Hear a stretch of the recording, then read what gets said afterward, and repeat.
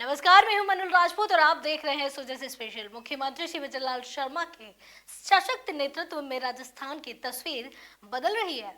चाहे बात हो किसानों की भलाई की, युवाओं के लिए रोजगार के अवसरों की, या फिर महिलाओं और कमजोर वर्गों के उत्थान की, विजयलाल सरकार की अनेक कल्याणकारी योजनाएं हर मोड़ पर राजस्थान वासियों को सशक्त बनाने के साथ साथ उन्हें संबल दे रही है। सुजस के संवाददाता ने ग्राउंड पर जाकर पड़ताल की कि कैसे इन योजनाओं का लाभ आम जन तक तेजी से पहुंच रहा है। देखिए हमारी ये खास रिपोर्ट। राजकीय गंगा संग्रहालय बीकानेर के सबसे गौरवशाली शासक महाराजा गंगा सिंह जी की स्मृति में बनाया गया एक ऐतिहासिक संग्रहालय है। संग्रहालय के प्रवेश पर ही उनकी संगमरमर से बनी भव्य प्रतिमा नजर आती है, जो पहले संसद भवन में स्थापित थी। इस प्रतिमा को बीकानेर लाने की अनुमति भारत के राष्ट्रपति ने विशेष अनुरोध पर दी थी। अंदर प्रवेश करते ही उनके शिकार किए गए शेर और चीतों की झलक मिलती है, जिन्हें भूसे से भरकर संरक्षित किया गया है। संग्रहालय उनकी युद्ध नीति, स्थापत्य कला की समझ और शौक को भी बखूबी प्रदर्शित करता है। संग्रहालय में 2 तल हैं, जिनमें हिंदू देवी देवताओं और जैन तीर्थंकरों की अनगिनत मूर्तियां, हड़प्पा व मोहनजोदड़ो सभ्यता के अवशेष, रियासती हथियार, सिक्के और संगीत से जुड़े उपकरणों का अद्भुत संग्रह है। यह स्थान न केवल इतिहास प्रेमियों के लिए आकर्षण का केंद्र है, बल्कि विदेशी पर्यटकों की भी पहली पसंद बनता जा रहा है। राज्य सरकार की सांस्कृतिक मंशा को यह संग्रहालय न सिर्फ मजबूती देता है, बल्कि स्थानीय लोगों के लिए रोजगार का भी बड़ा माध्यम बनता जा रहा है। यह बीकानेर की विरासत को दुनिया के सामने गर्व से पेश करता है। स्थापना 1937 में हुई और इसके अंदर प्राचीन से लेके और मध्यकाल और 21वीं अपने वर्तमान समय तक है, ये इसके अंदर है वर्तमान में। और वहाँ से पर्यटक आते हैं तो अपने बीकानेर के बारे में और बीकानेर के जो संग्रहालय में रखी हुई है प्राचीन वस्तुएं, उसके बारे में जानना चाहते हैं और वे जानते हैं। और अपने ऊपर टेराकोटा भी रखी हुई है और अपने कोई से सिक्के हैं, भूपतकाल के भी हैं, मध्यकाल के भी हैं, अंग्रेजों के टाइम के भी हैं।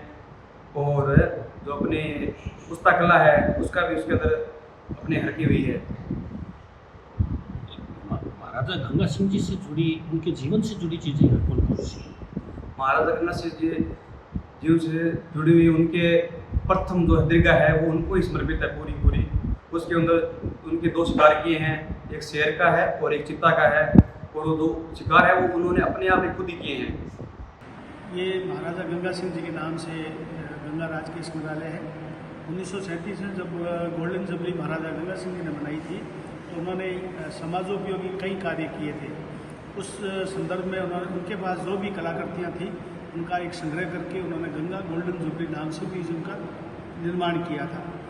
उसके बाद में 1950 में महाराजा गंगा सिंह जी ने एक नई बिल्डिंग बनाई। उसके बाद से ये संग्रहालय यहाँ है।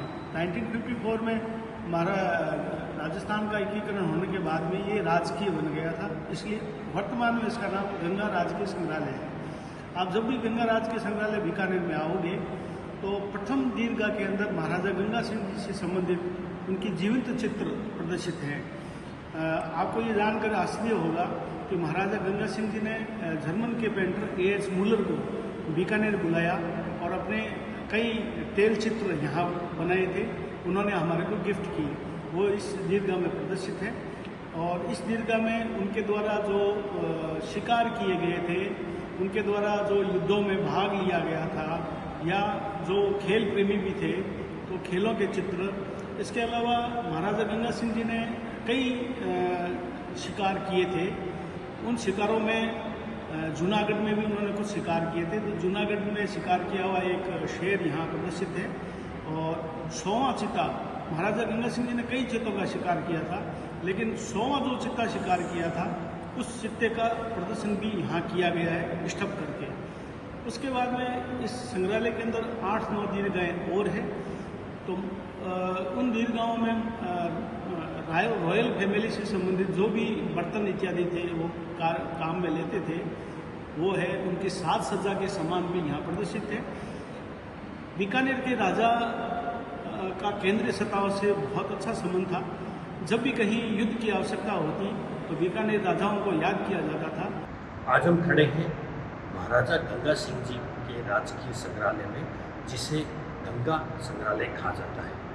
यह बीकानेर के म्यूजियम सर्किल पर स्थित है और इस संग्रहालय में महाराजा गंगा सिंह जी के जीवन काल से जुड़े हुए विभिन्न प्रकार की वस्तुओं, उनके युद्ध कौशल से जुड़े और उनके दैनिक जीवन के कार्यकलापों से संबंधित चीज़ों को यहाँ पर संग्रहित किया गया है। इसके अलावा इस संग्रहालय में उनके समय में जैसे वो शिकार करते थे, तो शिकार के उनके जैसे उन्होंने शेर के शिकार किए, बब्बर शेर के शिकार किए, तो वो यहाँ पर आसानी से देखे जा सकते हैं। और यहाँ पर जो गंगा संग्रहालय है, यहाँ कुल 6 दीर्घाएँ बनी हैं। उनमें एक दीर्घा उनके पूरे जीवन काल को समर्पित है, जिनमें उनके बाल्य अवस्था से लेकर अंतिम समय तक के जो तेल चित्र हैं, उनसे उनके जीवन काल के बारे में बताया गया है। और इसके अलावा जैसे महाराजा गंगा सिंह जी जो यहाँ पर कौन से बर्तन में खाना खाते थे और उनके जो हथियार थे कौन कौन से रहते थे और किस तरह से वो जैसे शिकार करते थे, तो उनके साथ कौन से कितने लवाज में रहते थे।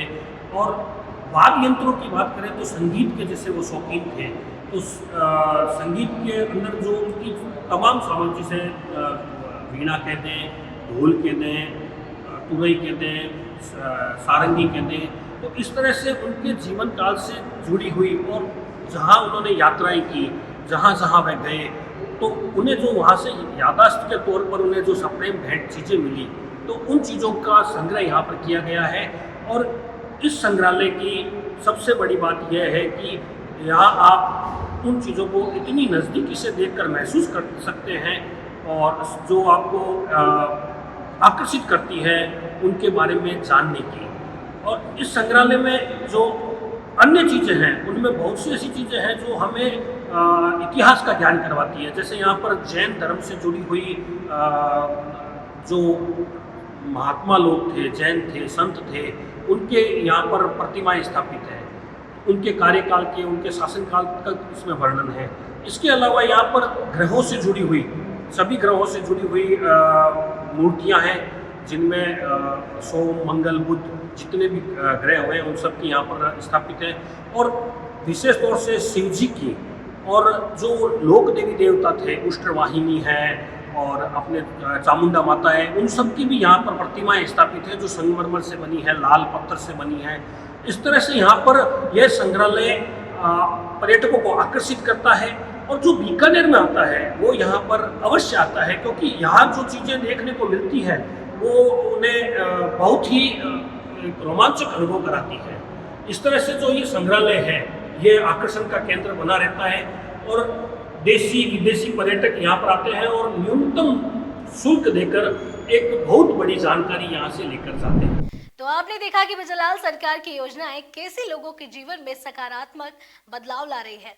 सो जैसे स्पेशल में आज के लिए इतना ही, फिर मिलेंगे जन कल्याण के किसी नई कहानी के साथ। तब तक के लिए देखते रहिए सोजत समाचार। हमारे चैनल को लाइक, सब्सक्राइब और शेयर करना ना भूले। धन्यवाद।